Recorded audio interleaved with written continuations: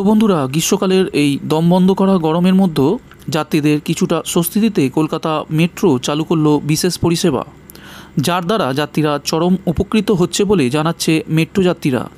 তো চলুন বেশি দেরি না করে কী আছে বিস্তারিত আপডেট জানাবো আজকের এই ভিডিওতে। তবে তার আগে যে সকল বন্ধুরা আমাদের এই চ্যানেলটি সাবস্ক্রাইব করেননি, অবশ্যই সাবস্ক্রাইব করে নিন এই ধরনের আগামী গুরুত্বপূর্ণ আপডেটগুলি পাওয়ার জন্য। বাইরে হাঁসফাঁস করা গরমে সাধারণ মানুষের প্রাণ অষ্টাগত অবস্থা। রাস্তাঘাট ফাঁকা হয়ে যাচ্ছে বেলা 12টার পর থেকে, কিন্তু যাদের বেরোতেই হচ্ছে তারা টের পাচ্ছেন বৈশাখের এই দাবদাহ। বেশিরভাগ মানুষজনই এখন মেট্রো পথ ধরতে চাইছেন, তাই বাস থাকছে ফাঁকা।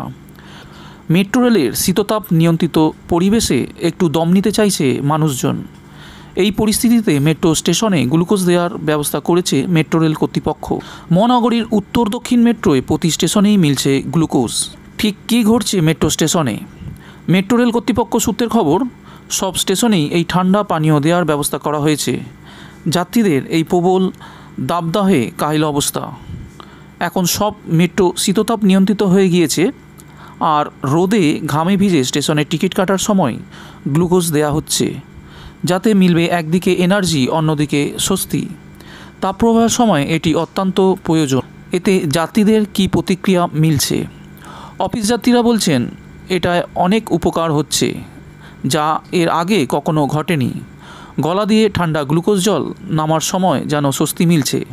অনেকে টিকিট কেটে এই ঠান্ডা পানীয় গলায় ঢেলে মেট্রো কর্তৃপক্ষকেও ধন্যবাদ জানাচ্ছেন।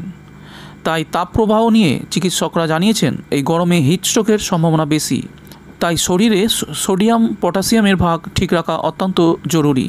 সেক্ষেত্রে গ্লুকোজ জল দারুণ উপকারী। শরীরে জলের ভাগ বেশি থাকলে এই পরিবেশের মোকাবেলা করা সম্ভব।